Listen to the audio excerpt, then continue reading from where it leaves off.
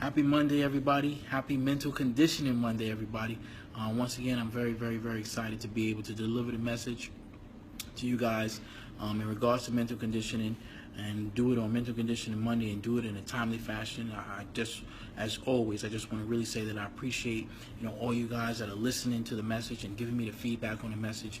I'm seeing it, and I'm very, very, very, very appreciative of that. So with that, I get right into the message for Mental Conditioning Monday. Sometimes the messages it's kind of tough for me sometimes because things happen during the course of the week that I just really want to get on immediately and address it, but I try to save it for Mental Conditioning Monday. So I have to kind of put it all in a certain spin and match it up to our mental conditioning. So the message today is going to start out, we're going to talk about the big picture of our lives, and what does that mean to our mental conditioning. The big picture of our lives is actually one of the critical and key components to developing mental conditioning. What do I always say, constantly saying, I will keep saying it today, mental conditioning is very, very, very difficult.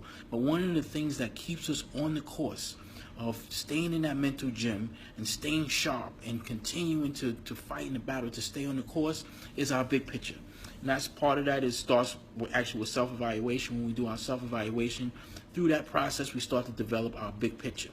And once you have that big picture, it allows you the ability to stay on the course of training your mind. When it gets real difficult, when the obstacles in the road really start to really hinder your growth, your strength in the mental gym, that big picture is the thing that's going to keep you on track. If you don't have a big picture, if you don't have something in the life that you're truly striving for, and that again comes through your self-evaluation, that you really learn what that thing is that's like, this is the thing that I want, this is my passion, this is my true big picture. When you have that in life, then you're able to stay on the course through all of the difficult obstacles that inevitably will come your way. It's impossible to go through life thinking that you're not going to have some obstacles. You're not going to have some obstacles that are tremendously difficult to overcome. That will 100%, that's going to happen.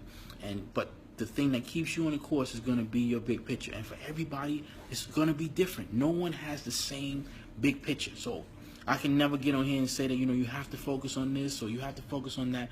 Everyone is different. Some people it's going to be a family. Some people it's going to be your job. Some people will be money. Whatever it is, you have to formulate that big picture for you. And when you can do that, you're going to match it up now to your mental strength, because that's going to allow you to be able to get through those obstacles. The reason why this is really coming up for me is that I had an experience earlier in the week that really showed an example of where mental strength comes into play and where our big picture comes into play. Sometimes when I see things that really bother me, I look at it and I say, wow, what role does mental conditioning play in that? I always tell everybody, I think that mental conditioning really plays a role in every part of our lives. It doesn't matter. And I actually look at it sometimes as a challenge. When certain things, I witness certain things or I hear certain things, I see it as a challenge to be able to prove that how you think would have dramatically changed a certain situation. When I do my workshops, I always try to get people to focus on their lives.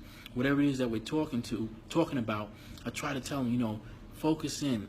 Close your eyes and focus in on what's the thing in your life that's bothering you. What's the thing in your life that was one of your biggest challenges? As I'm talking about training our mind, as we're talking about the movement of mental conditioning, the message of mental conditioning, as we're talking about that, start applying some of these principles that I am talking about. Start applying it to your specific situations, and you'll see that, I would have looked at that particular situation differently, me included. As I always say, I teach these things and I write these things, they're given to me to be able to give to you guys. But as I'm doing it, I myself sometimes like, man, you know what? If I would have applied some of the mental conditioning principles, these particular situations, would have gone differently. But life is, again, it's a lot of obstacles, so sometimes it throws us off the obstacles. And sometimes those obstacles come so hard and heavy that we fall off the track even of our mental strength.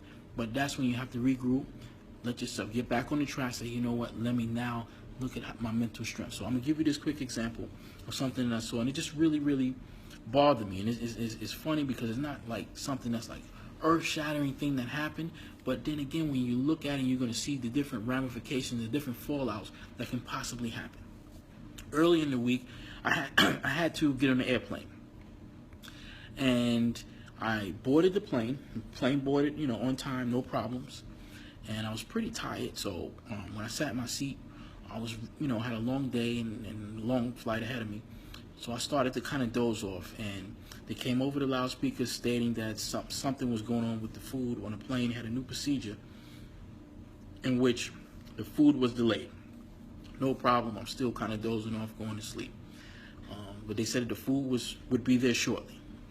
Maybe 30 minutes later, I was dozing off. I woke up, the plane still had not moved.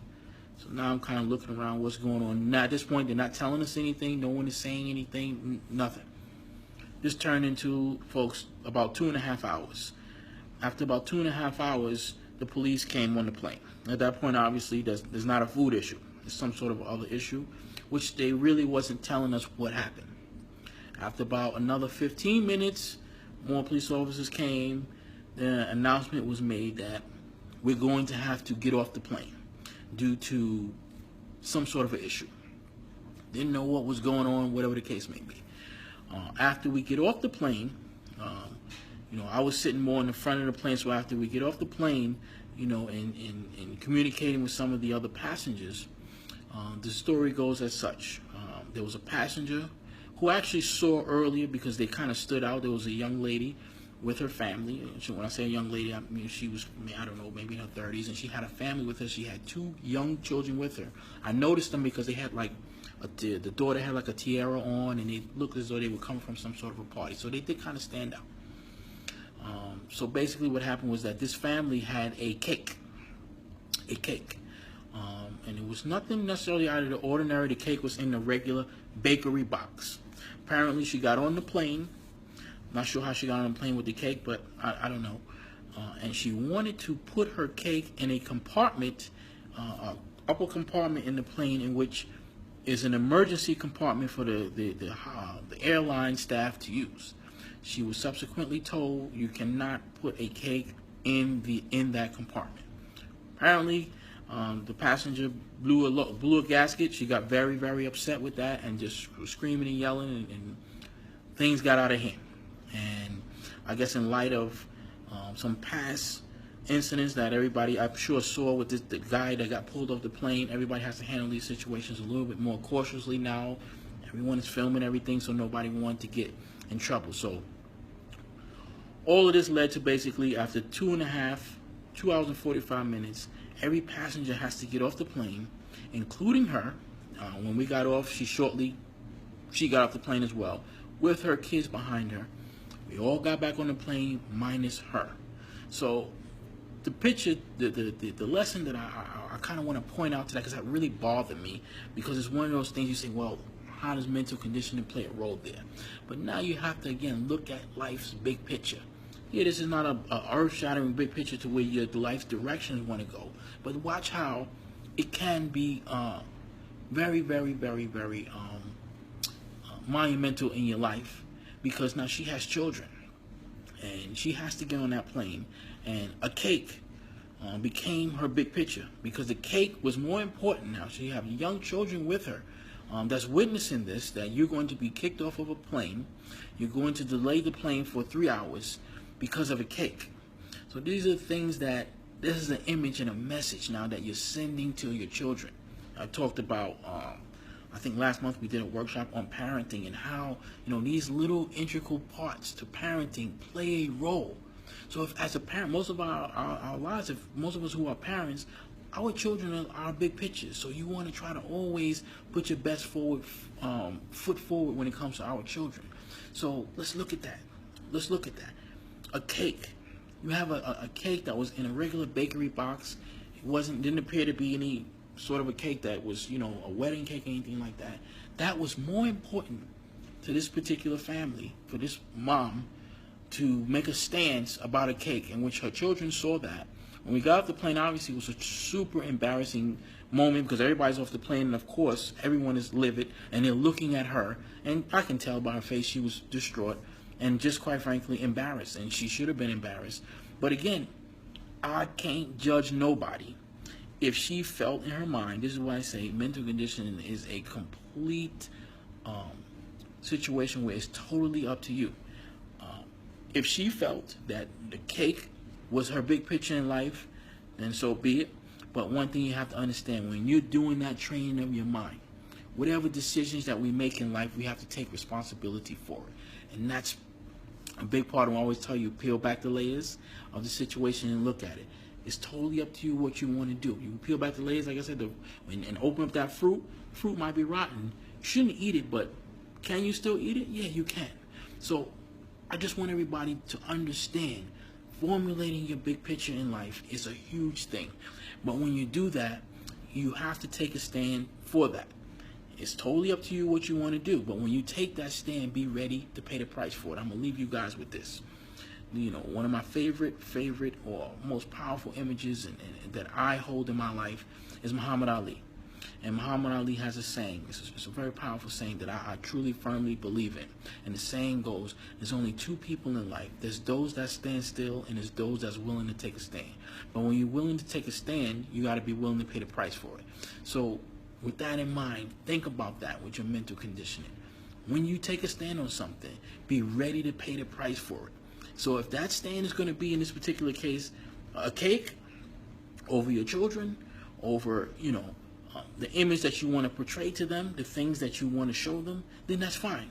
But just be ready to pay the price for that. So our mental conditioning message today for Mental Conditioning Monday is just to understand the importance in life of our big picture. Things happen that, of course, going to upset you at that moment. But when you have that big picture of formulating that big picture, if it's the big picture is your children, you can kind of look at the kids and be like, all right, that cake is upsetting me today, telling me that this cake, I can't take my cake, but I'm looking at my children, and that's going to be my big picture. The cake going to have to go in the garbage. But that's just my opinion, and everybody will have their own opinion on it. But the main message that we're trying to talk about today is formulating our big picture and understanding what that means to our mental strength. We're all going to have situations in life, so match that up. Match up your big picture and be sure to formulate those big pictures, and that's going to be a great aid in, you know, staying on the course with our mental conditioning. Staying in that mental gym is a great exercise, is understanding what your big picture is. So thank you once again for tuning in for my Mental Conditioning Monday. Once again, a little bit different settings, but the message is still the same. I'm still in the gym working very, very hard. So I thank you guys for tuning in, and I'll see you guys next week. Thank you.